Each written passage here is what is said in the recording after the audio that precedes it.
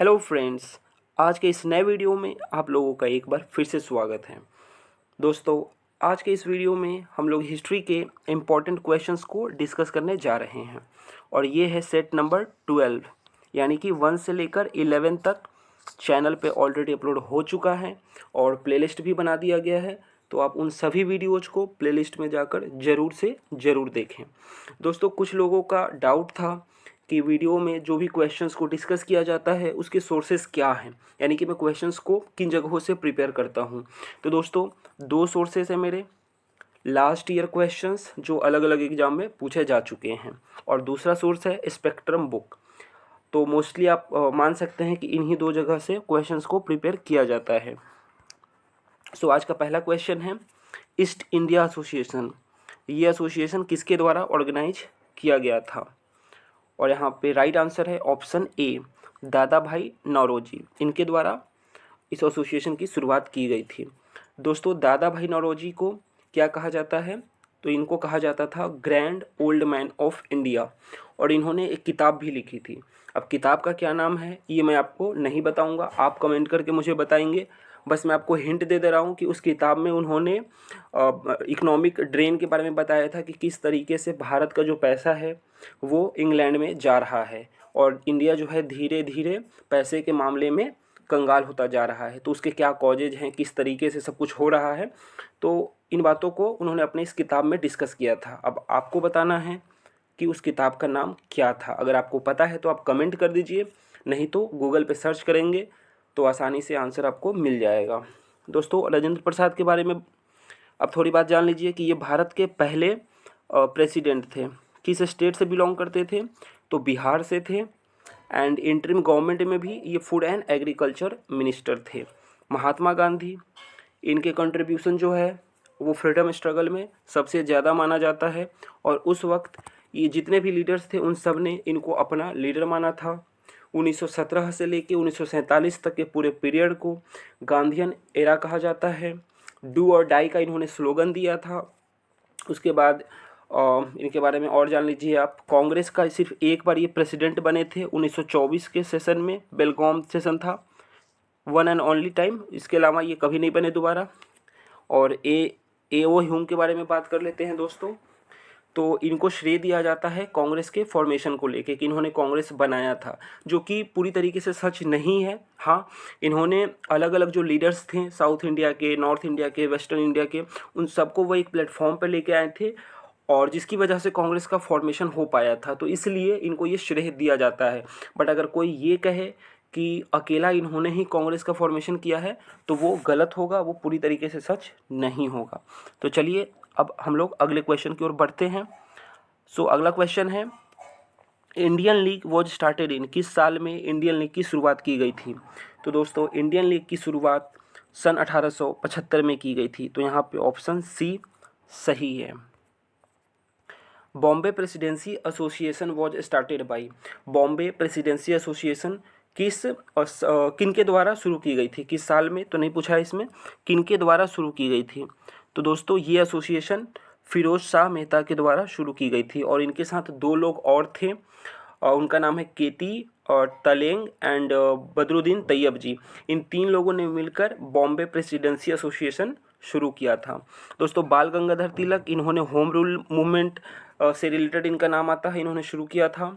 दादा भाई नौरोजी के बारे में मैंने आपको बता ही दिया कि इनको grand old man of India कहा जाता था, और इन्होंने एक बुक भी लिखी थी जो कि आपको कमेंट करके बताना है।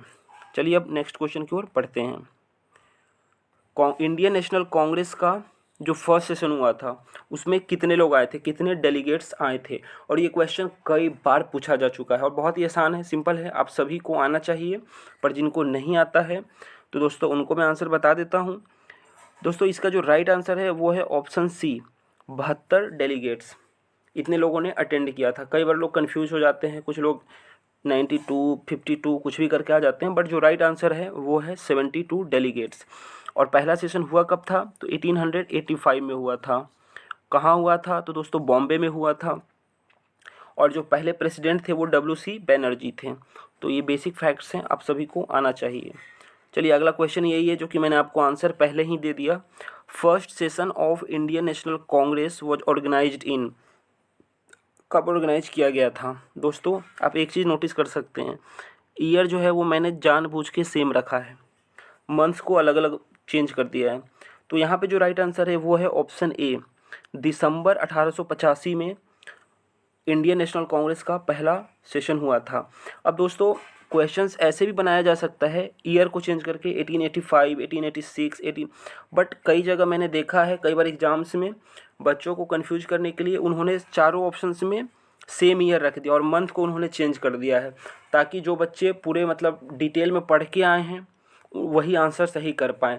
क्योंकि कई बार बच्चे जो है 1885 याद रखते हैं, महीना याद नहीं रखते हैं। तो स्पेशली मैंने यहाँ पे चारों ऑप्शंस में जो ईयर था वो सेम रखा था। तो राइट आंसर है दिसंबर 1885, दिसंबर 1885। अगला क्वेश्चन है दादा भाई नौरोजी। फिर मैं आपको बताता हूँ इनको क्या कहा जाता है। इनको कहा जाता है grand old man of India. ठीक है, ये आप याद रखें, ये क्वेश्चन कई बार पूछा जा चुका है, इसीलिए मैं आपको बार बार रिपीट करवा रहा हूँ, ताकि इस वीडियो में जब वीडियो एंड हो तब तक आपको इनका ये टाइटल जो है आपको दिमाग में छप जाए। तो दोस्तों यहाँ पे पूछा जा रहा है कि वो आईएनसी के सेशन में कितने बार उन्होंने वो प्रेसिडेंट बने थे, 1 बार, 2 बार, 3 बार, 4 बार या उससे भी ज़्यादा। तो दोस्तों वो 3 बार बने थे। अब कौन कौन से ईयर में बने थे दोस्तों, ये आपको कमेंट करके बताना है, क्योंकि अगर सब कुछ मैं ही बताऊंगा तो टू वे जो इंटरेक्शन है वो नहीं हो पाएगा। तो आप लोग भी कमेंट करके बताएं। जिन भी क्वेश्चंस में मुझे लगेगा कि आपके लिए कुछ होमवर्क देना है, तो इनसे रिलेटेड मैंने आपको 2 होमवर्क दे चुका हूँ मैं अभी तक। कौन सी इन्होंने बुक लिखी थी और 3 अलग अलग साल में ये प्रेसिडेंट बने थे, 3 बार बने थे, जो कि मैंने आपको इस क्वेश्चन में बता दिया कि Dadabhai Naoroji presided Indian national Congress के सेशन 3 टाइम्स। कौन से ईयर हैं वो आप मुझे कमेंट करके बताइए। पूना सार्वजनिक सभा वॉज फाउंडेड बाई। तो दोस्तों ये जो सभा है ये फाउंड किया गया था एमजी रनाडे, महागोविंद रनाडे। एहुम के बारे में मैंने आपको बता दिया है। केटी तेलांग के बारे में मैंने आपको बताया था बॉम्बे प्रेसिडेंसी वाले क्वेश्चन में, जहाँ पे कि राइट आंसर था फिरोज शाह मेहता। तो वहीं पे मैंने इनके बारे में बताया था कि बॉम्बे प्रेसिडेंसी एसोसिएशन का जो फाउंडिंग मेंबर हैं ये भी थे। चलिए अब नेक्स्ट क्वेश्चन की ओर बढ़ते हैं।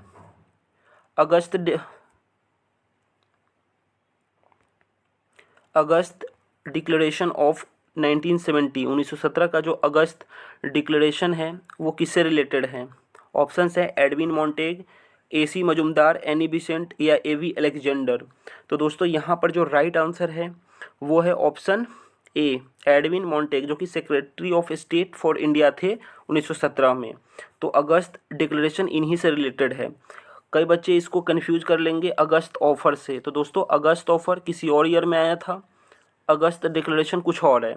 इसमें उन्होंने जो मोंटेगो ट्रांसफॉर्म जो एक्ट आया था उसमें क्या क्या चेंजेस होने वाले थे उन बातों को लेके इन्होंने डिक्लेरेशन किया था स्पीच में इंग्लैंड के पार्लियामेंट में। तो उसी को अगस्त डिक्लेरेशन के नाम से जाना जाता है। तो राइट आंसर है Edwin Montagu. Lucknow pact was sign between Congress and, यानी कि जो ये पैक्ट था ये कांग्रेस और किसके बीच में साइन किया गया था? तो दोस्तों ये कांग्रेस और मुस्लिम लीग के बीच में साइन किया गया था। और मुस्लिम लीग किस साल में बनाया गया था दोस्तों? 1906 में। 1905 में क्या हुआ था?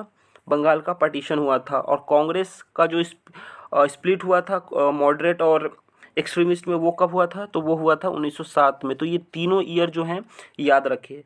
1905 में कोलकाता का विभाजन हुआ था, बंगाल का विभाजन हुआ था।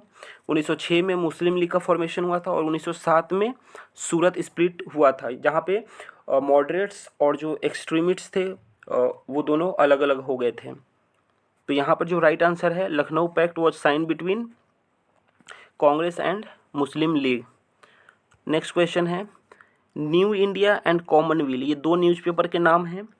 ये किनके द्वारा पब्लिश किया जाता था या लिखा जाता था? तो दोस्तों यहाँ राइट आंसर है ऑप्शन डी, एनी बिसेंट। और होम रूल लीग की जब बात होती है, होम रूल लीग जब इसकी बात होती है तो बाल गंगाधर तिलक के साथ इनका भी नाम आता है, क्योंकि इन दोनों लोग ने शुरू किया था। जो बाल गंगाधर तिलक का होम रूल लीग था, इन्होंने इनका जो हेडक्वार्टर था वो आई थिंक नागपुर में था या फिर पुणे में, मैं कंफर्म नहीं कह सकता हूँ, आप एक बार चेक करके कमेंट करके ज़रूर बताएं।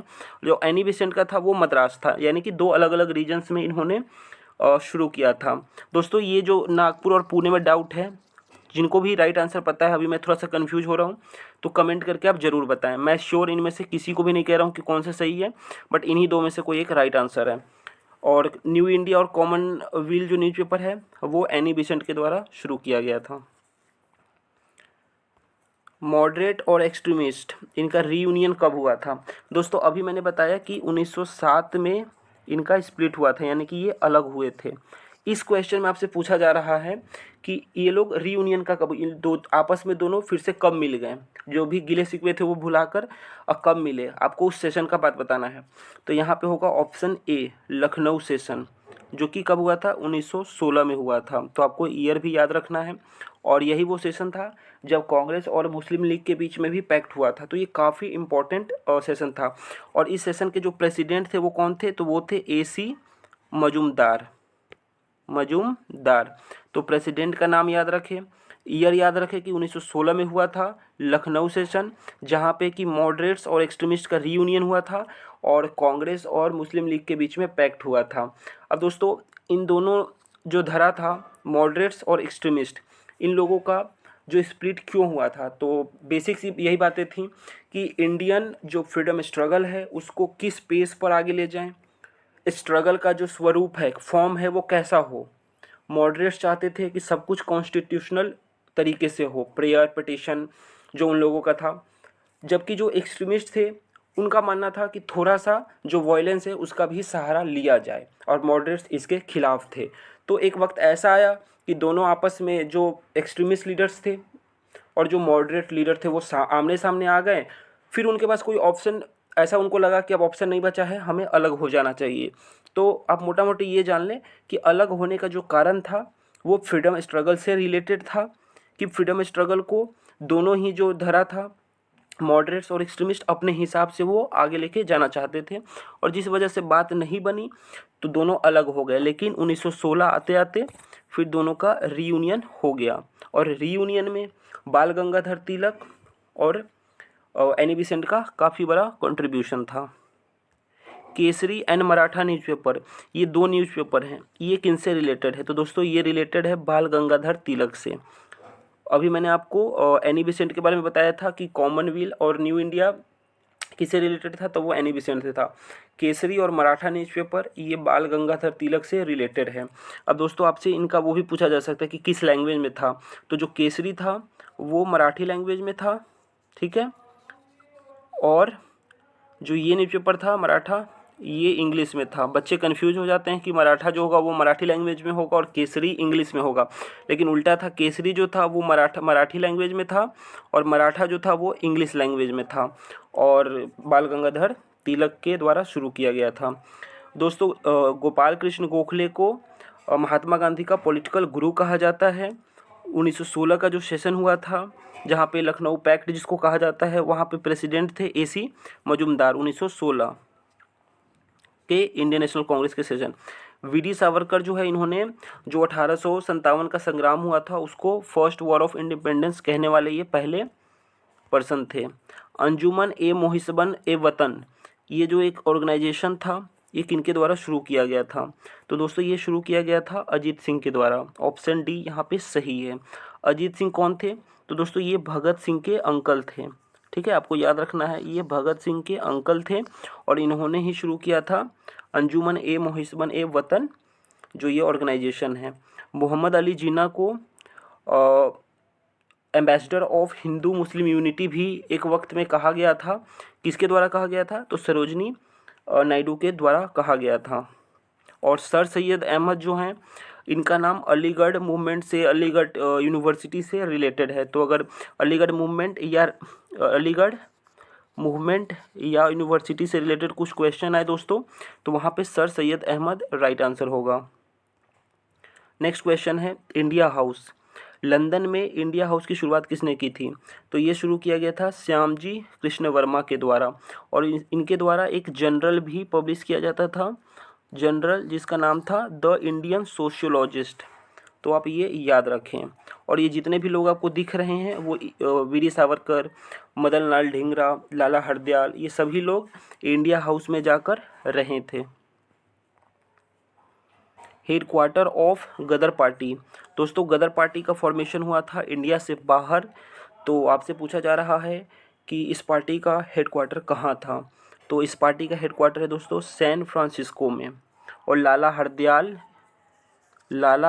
अगर आपसे पूछा जाए कि हरदयाल किस पार्टी से रिलेटेड थे, तो ये गदर पार्टी से रिलेटेड थे। और लंदन में इंडिया हाउस शुरू किया गया था, अभी हमने पिछले क्वेश्चंस में डिस्कस किया है।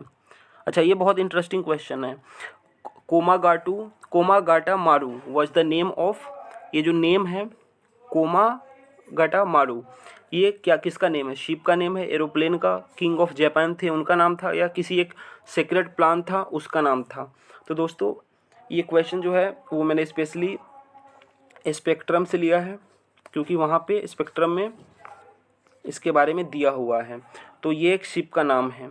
ये बहुत बार तो नहीं पूछा गया है, मैं उतना नहीं देखा हूँ अलग अलग क्वेश्चन पेपर में, बट ये पूछा जा सकता है कि कोमागाटा मारू किससे रिलेटेड है। तो ये एक शिप का नाम है, जहाज का। अब इससे रिलेटेड क्या कहानी है बताऊँगा, वीडियो लंबी हो जाएगी। तो आप इसको कभी आपको टाइम मिले तो आप नेट पे सर्च ज़रूर मारें और चेक कर ले कि इससे रिलेटेड क्या कहानी है।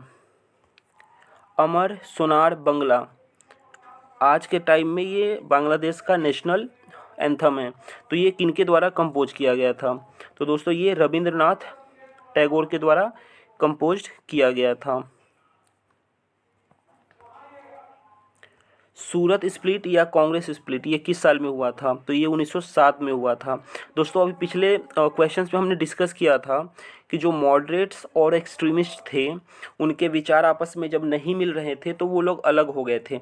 तो हमने वो वाला क्वेश्चन रीयूनियन के लिए था, जहाँ पे राइट आंसर था 1916 के सेशन में रीयूनियन हुआ था। लेकिन ये लोग स्प्लिट कब हुए थे? तो 1907 के सेशन में स्प्लिट हो गया था इन लोगों का, और 1916 में रीयूनियन हो गया। तो अब दोनों साल को याद रखें। लास्ट क्वेश्चन है, ये किसके द्वारा कहा गया है? ठीक है, the Congress is tottering to its fall and one of my great ambition while in India is to assist it to a peaceful demise. यानी कि ये किसके द्वारा कहा गया है?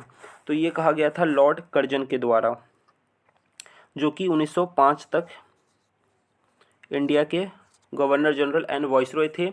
और इन्हीं के समय में बंगाल का पार्टीशन हुआ था, जो कि 1911 में फिर इस आदेश को वापस ले लिया गया था, लेकिन पार्टीशन इन्हीं के शासनकाल के दौरान हुआ था। और जो लॉर्ड कैनिंग थे इनका नाम 1857 के विद्रोह के समय आता है, क्योंकि उस वक्त ये वाइसरॉय एंड गवर्नर जनरल थे। लॉर्ड चेम्सफोर्ड जो हैं, तो मोंटागो चेम्सफोर्ड जो 1919 का जो एक्ट आया था उससे रिलेटेड है, और इन्हीं के समय पे जो नॉन कोऑपरेशन मूवमेंट है वो शुरू किया गया था। सो फ्रेंड्स, आज के इस वीडियो में बस इतना ही। आई होप कि आपको ये वीडियो पसंद आया हो, नॉलेजेबल लगा हो। अगर नॉलेजेबल लगा है तो आप लोग इसे ज़्यादा से ज़्यादा शेयर करें। चैनल को अगर अब तक सब्सक्राइब नहीं किए हैं दोस्तों, चैनल को सब्सक्राइब कर लीजिए, क्योंकि हिस्ट्री के जो इम्पोर्टेंट क्वेश्चंस हैं आपको आगे भी मिलते रहेंगे। तो मिलता हूँ दोस्तों नेक्स्ट वीडियो में, तब तक के लिए बाय बाय।